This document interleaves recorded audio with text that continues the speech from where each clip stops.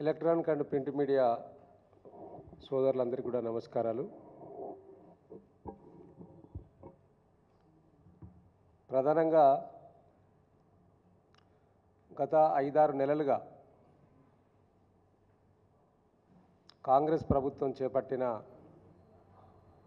గురుకుల పోస్టులలో అనేక అవకతవకలు జరిగినట్టు, అదేవిధంగా ఏవైతే రిజర్వేషన్ కేటగిరీస్ ఉన్నాయో,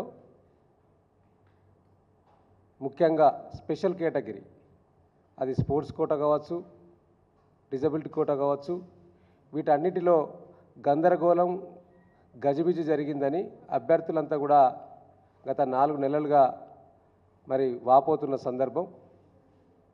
ముఖ్యంగా దీనికి సంబంధించి గతంలో మీ అందరికీ కూడా తెలుసు, గత బీఆర్ఎస్ ప్రభుత్వంలో తెలంగాణ ముఖ్యమంత్రి నాటి ముఖ్యమంత్రి కేసీఆర్ గారి నాయకత్వంలో దాదాపుగా 9,210 గురుకుల పోస్టులకు నోటిఫికేషన్ వస్తే దాంట్లో వివిధ కేటగిరీలు దాదాపు 9 కేటగిరీలు ఎస్సీ, ఎస్టీ, బీసీ, మైనార్టీ గురుకులాల్లో 9 కేటగిరీలకు సంబంధించి ఈ యొక్క గురుకుల పోస్టులను ఆనాడు నోటిఫికేషన్ ఇచ్చి, ఆ నోటిఫికేషన్ కూడా ఎప్పుడొచ్చింది? 5/4/23 ఏప్రిల్ 5వ తారీఖు 2023లో బీఆర్ఎస్ ప్రభుత్వ హయాంలో నోటిఫికేషన్ ఇచ్చిండ్రు. దాదాపుగా 9,210 పోస్టులకు సంబంధించి దీంట్లో ఎగ్జామ్ అంతా కూడా ఆనాడే మరి 23 సంవత్సరంలోనే పూర్తి చేసుకొని ఇక వారి యొక్క పోస్టులు ఇద్దామనుకునే సందర్భంలో మరి ఎన్నికల కోడ్ వచ్చిన సందర్భంలో నిలుపుదల చేసిన సందర్భంలో ఈ ప్రభుత్వం వచ్చిన తర్వాత రిజల్ట్స్ విడుదల చేసి మరి వారికి పోస్టింగ్లు ఇచ్చి హడావుడి చేయడం జరిగింది. ఇవాళ మీ అందరికీ కూడా తెలుసు, ఈ రాష్ట్ర ముఖ్యమంత్రి వర్యులు రేవంత్ రెడ్డి గారు ఎన్నికల్లో లబ్ధి కోసం గత ప్రభుత్వం ఇచ్చిన నోటిఫికేషన్లు, గత ప్రభుత్వం ఎగ్జామ్ పెట్టిన వాటన్నిటి కూడా మేమే ఇస్తున్నామని ఒక కలరింగ్ ఇవ్వడానికి హడావుడిగా ఎల్బీ స్టేడియంలో ఈ సెలెక్ట్ అయిన అభ్యర్థులందరికీ కూడా మరి ఆ రోజు ఎన్నికల్లో లబ్ధి పొందడానికి ఈ యొక్క గురుకుల అభ్యర్థులందరినీ కూడా ప్రత్యేకంగా పిలిపించుకొని ఎల్బీ స్టేడియంలో నియామక పత్రాలు ఇచ్చిండ్రు. సంతోషం, మీరు ఉద్యోగాలకు నియామక పత్రాలు ఇచ్చిర్రు, సంతోషం. వారందరూ కూడా ఉద్యోగాలు చేయాలని మేము కూడా భావించినాం మీరు ఇచ్చినాక. అయితే దీనికి సంబంధించి ప్రత్యేకంగా ఇవాళ ఈ యొక్క దివ్యాంగుల కోటకు సంబంధించి అనేక సందర్భాల్లో వాళ్ళ యొక్క సెలక్షన్ లిస్టు బయట పెట్టాలని ఈ యొక్క అభ్యర్థులంతా అడిగినా కూడా పెట్టకుండా ఒత్తిడి తీసుకొచ్చిన తర్వాత ట్రిప్ అధికారులు ఎవరైతే ఉన్నారో, తెలంగాణ రెసిడెన్షియల్ ఎడ్యుకేషన్ ఇన్స్టిట్యూట్ సంబంధించిన అధికారులు ఎవరైతే ఉన్నారో వారందరూ కూడా లిస్ట్ పెట్టారు, వారికి నియామక పత్రాలు ఇచ్చారు. ఇచ్చినాక వారిని వివిధ ఏజెన్సీలు అంటే బీసీ, ఎస్సీ, మైనార్టీ గురుకులకు సంబంధించి అపాయింట్మెంట్ కూడా చేశారు. చేసిన తర్వాత ఇవాళ గవర్నమెంట్ రూల్స్ ఏం చెప్తా ఉన్నాయి? వారు జైన్ కావడానికి వెళ్తే మీకు జాబ్ లేదు, రిజెక్ట్ అయిపోయింది, మీ సర్టిఫికెట్లో మీ పర్సంటేజీ రూల్స్ ప్రకారం లేదని చెప్పి వారు రిజెక్ట్ చేశారు. దీనికి సంబంధించి మీకు ఎగ్జాంపుల్ కూడా చూపిస్తా. ఇవాళ ముఖ్యమంత్రి ద్వారా స్వయంగా తన పేరు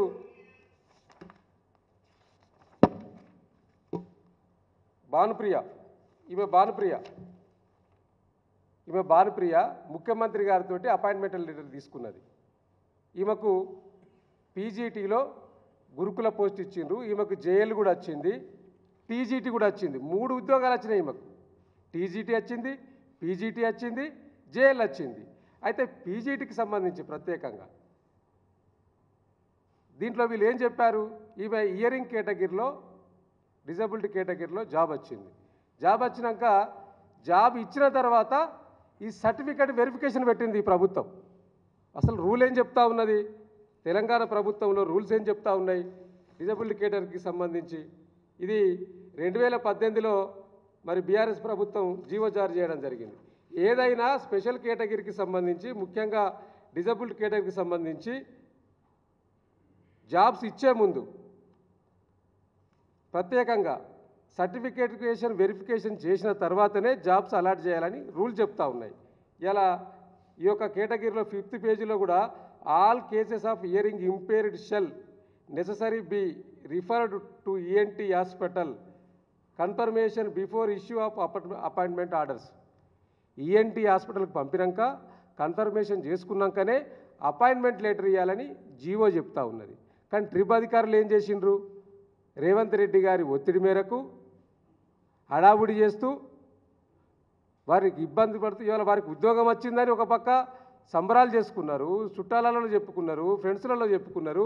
ఇవాళ మీకు ఉద్యోగం లేదని చెప్పి అపాయింట్మెంట్ లెటర్లు జైరైతున్న సందర్భంలో తీసుకొని వెళ్ళి విషయంలో రిజెక్ట్ చేసినామని చెప్పి ఏదైతే ట్రిప్ అధికారులు చెప్తా ఉన్నారో ఇక ఇంతకంటే దుర్మార్గం ఇంకోటి ఉండదు.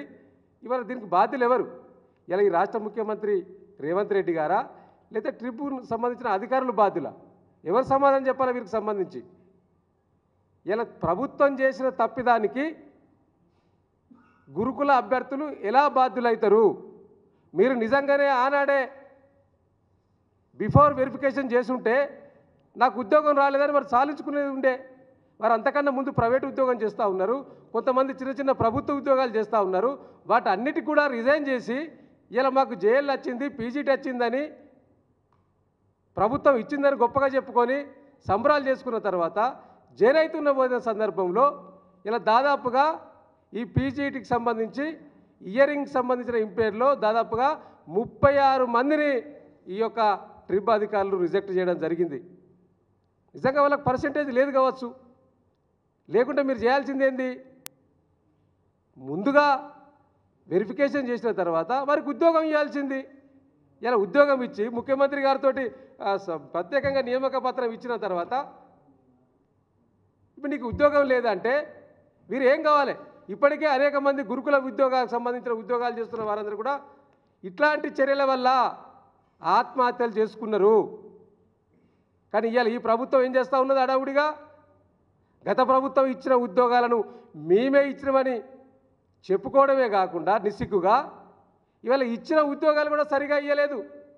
ఇలా వీళ్ళ అభ్యర్థులందరూ కూడా మా దగ్గరికి వచ్చి కలుస్తూ ఉన్నారు, మా పార్టీ ఆఫీస్కి వచ్చి రిప్రజెంటేషన్ ఇస్తూ ఉన్నారు. మాకు తెల్లారంగా 4 గంటలకు ఫోన్లు చేసిండ్రు, అర్ధరాత్రి 11 గంటలకు కూడా ఫోన్ చేసి మీరు తెల్లారి వెరిఫికేషన్ ఉన్నది అడావుడిగా రావాలి, మీకు అపాయింట్మెంట్ ఇట్లా 2 రోజులలో ఇస్తాం. 11వ తారీఖు నాడు ఫిబ్రవరి 11వ తారీఖు నాడు వీళ్ళకి ఫోన్ చేస్తే 15వ తారీఖు నాడు అంటే 3 రోజులలో తతంగం అంతా పూర్తి చేసి 3-4 రోజుల్లోనే 15వ తారీఖు నాడు ముఖ్యమంత్రి గారితో లెటర్లు ఇప్పించిండ్రు. మీరు ముఖ్యమంత్రి గారి దగ్గర మన్నలు పొందడానికి ఇచ్చారు కావచ్చు. ఇవాళ మేము డిమాండ్ చేస్తూ ఉన్నాం బీఆర్ఎస్ పార్టీ పక్షాన, ఇవాళ నిజంగా ఈ అధికారులను తప్పుపట్టి అధికారులపైన చర్యలు తీసుకుంటారా లేదా అనేది ప్రభుత్వాన్ని డిమాండ్ చేస్తూ ఉన్నాం. అదేవిధంగా ఇవాళ ఈ యొక్క అభ్యర్థులు రిజెక్ట్ చేసిన సందర్భంగా వారికి అప్పీలేట్కి పోయే అవకాశం ఉంది. స్టేట్ అప్పీలేట్కు సంబంధించి ఒక ప్రత్యేకమైన అవకాశం ఉంది. వారికి అవకాశం ఇచ్చే వరకు వీరి ఉద్యోగాన్ని కంటిన్యూ చేయాలని మేము డిమాండ్ చేస్తూ ఉన్నాం. లేకపోతే భవిష్యత్తులో తప్పకుండా ఆ అభ్యర్థుల పక్షాన ఒక్క పీజీటీ కాదు, ఇలా PGT, TGT, DL, GL, JL అనేక వీటికి సంబంధించిన వాటిలలో అనేక అవకతవకలు జరిగినాయి అనేది కూడా ఇలా బయట దావనంలా మరి వార్త వ్యాపిస్తూ ఉన్నది. కాబట్టి ఒక పక్క నిరుద్యోగులు అరిగోసపడతా ఉన్నారు. ఇచ్చిన ఉద్యోగాలు సరిగా ఇచ్చేయకుంటే ఏం పరిపాలన కొనసాగుతూ ఉన్నది? ఇలా ప్రజాపాలన అని చెప్తున్నారు రేవంత్ రెడ్డి గారు. ప్రజల పాలన పక్కన పెట్టండి. ఇలా నిరుద్యోగుల పేరు మీద మీరు అనేక ఆనాడు రాజకీయాలు చేసి మీరు అధికారంలోకి వచ్చిండ్రు కదా. మేము ఇచ్చిన ఉద్యోగాలు మీరు చక్కగా ఆర్డర్స్ చేయడానికి కూడా చేత కాకుంటే ఇక మీకు ఏం చేతనవుతుంది? ఒక పక్క ఇప్పటికే తెలంగాణ ప్రాంతంలో నిరుద్యోగులంతా కూడా ఇచ్చిన ఉద్యోగాల సంఖ్యను పెంచాలని చెప్పి ఒక పక్క గ్రూప్ 1, గ్రూప్ 2లో, గ్రూప్ 3లో ఉద్యోగాల సంఖ్య పెంచాలని డిమాండ్ చేస్తూ ఉన్నారు. మరో పక్క మీరు మెగా డిఎస్సీ అన్నారు. ఆ మెగా డిఎస్సికి సంబంధించి గతంలో ఇచ్చిన ప్రభుత్వం ఇచ్చిన 5,000 ఉద్యోగాలకు ఇంకొక 5,000 కలిపి 11,000 ఉద్యోగాలు ఇచ్చిండ్రు. 25,000 ఉద్యోగాలు ఇస్తారని ఎటువైనా వాళ్ళు అడుగుతూ ఉన్నారు. మరో పక్క నిరుద్యోగులంతా కూడా ఇలా గాంధీ దవాఖాన్లో ఆమెను నినాదం చేస్తుండ్రు మోతిలాల్ నాయక్. నిన్ననే మా మాజీ మంత్రి వాళ్ళు హరీష్ రావు గారితో కలిసి వెళ్ళి పరామర్శించడం జరిగింది వారిని. వారికి ధైర్యం చెప్పడం జరిగింది. ఇవాళ ఈ ప్రభుత్వం ఇచ్చిన హామీలు ఏదైనా ఒకటైనా నెరవేరుతుందా? మెగా డిఎస్సీ అన్నారు, ఇచ్చిండ్రా? గ్రూప్ 1 గ్రూప్ 2 3లో ఉద్యోగాల సంఖ్య పెంచుతున్నారు, పెంచిండ్రా? జాబ్ క్యాలెండర్ ఇస్తూ ఉన్నారా? మరో పక్క స్పెషల్ కేటగిరీలో ఇట్లాంటి అవకతవకలు జరుగుతూ ఉన్నాయి. ఇలా ఈ ప్రభుత్వం పాలన గాలి కొదిలేసి, ప్రజాపాలన గాలి కొదిలేసి ఢిల్లీల వైపు చక్కర్లు కొడుతూ వారి యొక్క రాజకీయ ప్రాబల్యం పెంచుకోవడానికి, వారి రాజకీయ పదవుల కోసం, వారి పార్టీ పదవుల కోసం నిత్యం Hyderabad to Delhi up and down చేస్తూ మరి రాజకీయాలు చేస్తూ ఉన్నారు. దాదాపుగా మీరు అందరూ కూడా చూసిర్రు, గత 4-5 రోజులుగా మరి ఒక డైరెక్ట్ మొన్ననే ఢిల్లీ నుంచి వెళ్ళి వరంగల్కి వచ్చి ఒక ప్రైవేట్ ఆసుపత్రులు ప్రారంభించారు ముఖ్యమంత్రి గారు. దానికంటే ముందు 7 రోజులు దాదాపుగా 7గురు మంత్రులు, రాష్ట్ర ముఖ్యమంత్రి వర్యులు ఢిల్లీలో మకాం వేసిండ్రు. మరి రాష్ట్ర పరిపాలన మీకు అవసరం లేదా? ఒక పక్క విద్యా సంవత్సరం ప్రారంభమైంది, విద్యాశాఖ మంత్రి లేడు, రోజుకొక హత్య జరుగుతూ ఉన్నది, అఘాయిత్యాలు చోటు చేసుకుంటూ ఉన్నాయి, హోంమంత్రి లేడు, పరిపాలన గాడిలో పెట్టే పరిస్థితి కనిపిస్తలేదు, ఎక్కడికక్కడ అల్లర్లు జరుగుతూ ఉన్నాయి. కాబట్టి ఈ ప్రభుత్వాన్ని మేము డిమాండ్ చేస్తున్నాం. మరొకసారి నిరుద్యోగుల పక్షాన, ముఖ్యంగా ఈ దివ్యాంగుల పక్షాన కూడా మేము డిమాండ్ చేస్తూ ఉన్నాం. ఇవాళ మీరు ఎవరైతే రిజెక్ట్ చేసిన అభ్యర్థులు ఎవరైతే ఉన్నారో వారందరినీ కూడా అపిలేట్ చేసుకోవడానికి అవకాశం ఉంది. కాబట్టి అప్పటిదాకా వారిని కొనసాగించాలి. అదేవిధంగా నిరుద్యోగులకు సంబంధించిన ఇచ్చిన హామీలను నెరవేర్చాలి. తప్పకుండా అవి నెరవేరే వరకు కూడా నిరుద్యోగుల పక్షాన బీఆర్ఎస్ పార్టీ నిలబడుతుంది. తప్పకుండా వారి సమస్యల సాధన కోసం వారి వెనుక ఉండి వాటిని సాధించుకునే వరకు కూడా మరి తప్పకుండా అనేక పోరాటాలు చేస్తారనే విషయాన్ని మరొకసారి మరి బీఆర్ఎస్ పార్టీ కేంద్ర కార్యాలయం వేదికగా ఈ యొక్క ప్రభుత్వాన్ని హెచ్చరిస్తూ వీరందరినీ కూడా కొనసాగించాలి. భవిష్యత్తులో ఒక పక్క నిరుద్యోగులు, స్పెషల్ కేటగిరీ అభ్యర్థులు వీరందరినీ కూడా ఒకతాటిపైకి తీసుకురావడానికి మేము ప్రయత్నం చేస్తూ ఉన్నాం. ఇవాళ ఇప్పుడే బల్మూరి వెంకటు, మానవతరాయ్ కొంతమంది వ్యక్తులు మా పార్టీ నాయకులు విమర్శిస్తూ ఉన్నారు. ఇంతకుముందే గాంధీ హాస్పిటల్కి పోయి, నిన్న వారు గాంధీ హాస్పిటల్కి పోతే వెంబడిబడి చొక్కా చింపి వారిపైన దాడి చేసిన నిరుద్యోగులు గుర్తుపెట్టుకోవాలి. ఆనాడు నిరుద్యోగుల పేరు మీద మీరు అధికారంలోకి వచ్చిండ్రు. ఇలా అదే నిరుద్యోగులు మిమ్మల్ని వెంబడిస్తూ ఉన్నారంటే మీరు ఇచ్చిన హామీలు ఏది నెరవేర్చలేదనేది ఇలా స్పష్టంగా తేలిపోయింది. కాబట్టి వీటన్నిటిపైన కూడా ఈ ప్రభుత్వం తక్షణమే చర్యలు చేపట్టాలని మరొకసారి ఈ రాష్ట్ర ముఖ్యమంత్రి రేవంత్ రెడ్డి గారికి మేము డిమాండ్ చేస్తూ ఉన్నాం. Thank you. చెప్తా ఉన్నాను.